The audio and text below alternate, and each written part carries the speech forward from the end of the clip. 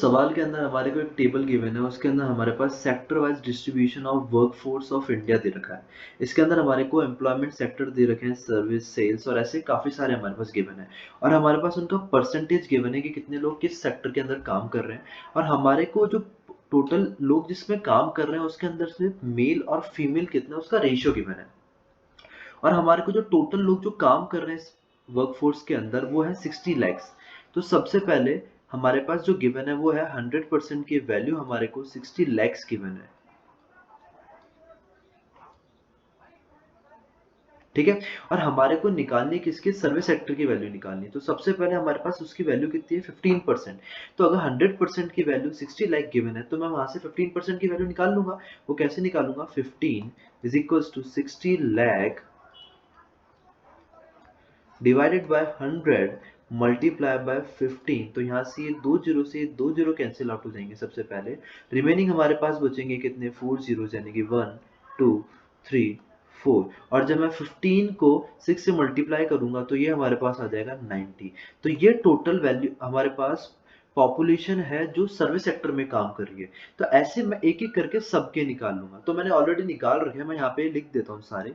तो service sector की value हमारे पास जो गिवन हो जाएगी वो हमारे पास कितनी है, सर्विस सेक्टर की वैल्यू है हमारे पास 9 0 0 0 0। ठीक है। और एज इट इज हमारे पास यहीं से मैं हमारे पास सेल्स की वैल्यू निकाल लूंगा, वो हो जाएगी हमारी 7 2 0 0 0 0। सेम एज इट इज मैं सीएम की वैल्यू निकाल लूंगा, वो हो जाएगी हमारे पास 54 0 0 0 0। एंड पीआर की वैल्यू हमारे पास हो जाएगी 1 0 8 0 0 0 एंड 0। और मैनेजमेंट की जब मैं वैल्यू निकालूंगा तो वो वैल्यू हमारे पास आने वाली है 1 2 6 0 0 0 एंड 0। और प्रोडक्शन और ट्रांसपोर्ट की वैल्यू हमारे पास है 1 1 4 0 0 0 एंड 0।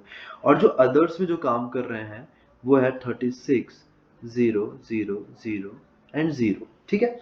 तो ये हमारे पास परसेंटेज ऑफ डिस्ट्रीब्यूशन आ रखा है हर एक सेक्टर का। अब यहाँ से हमारे को क्या गिवन है, हमारे को रेशियो भी गिवन है, तो मैं यहाँ से वो रेशियो भी निकाल लूंगा। तो जब जैसे कि मैंने यहाँ पे सर्विस सेक्टर की वैल्यू निकाली है, इसका रेशियो हमारे को मेल और फीमेल का दे रखा है 5, क्योंकि 3 और 2 दे रखा है, 3:2 दे रखा है। तो यहाँ से जब मैं अगर एक बार मैं मेल की वैल्यू निकालूंगा तो कैसे निकालूंगा, डिवाइडेड बाय 5 मल्टीप्लाई बाय 3। तो जो ये वैल्यू हमारे पास सॉल्व होके आने वाली है ये हो जाएगी हमारे पास 54 0 0 0 and 0। Same as it is ये हमारे पास मेल की वैल्यू आई है। और जब मैं इसमें से ये वाली वैल्यू सब्ट्रैक्ट कर दूंगा तो हमारे पास यहाँ से फीमेल की वैल्यू आ जाएगी, वो है हमारे पास कितनी, वो है 36 0 0 0 एंड 0। तो एज इट इज मैं सेम सबकी वैल्यू पुट ऑन कर देता हूँ जो मैंने निकाल रखी है ऑलरेडी। वो है यहाँ पे हमारे पास, मैं इधर मेल की वैल्यूज लिख रहा हूँ और इधर फीमेल्स की वैल्यू लिख रहा हूँ। तो ये हो जाएगी हमारे पास 54 0 0 0 and 0, 36 0 0 0 and 0। Same as it is यहाँ पर आ जाएगी 45 0 0 0 0। यहाँ पर आ जाएगी हमारे पास 27 0 0 0 0। यहाँ पर आ जाएगी हमारे पास 30 0 0 0 0। And same as it is यहाँ पर आ जाएगी हमारे पास 24 0 0 0 0। यहाँ पर हमारे पास आ जाएगी 45 0 0 0 0। और यहाँ पर हो जाएगी ये 63 0 0 0 0। यहाँ पर हमारे पास आ जाएगी 54 0 0 0 एंड 0। ये हो जाएगा हमारे पास 72 0 0 0 0।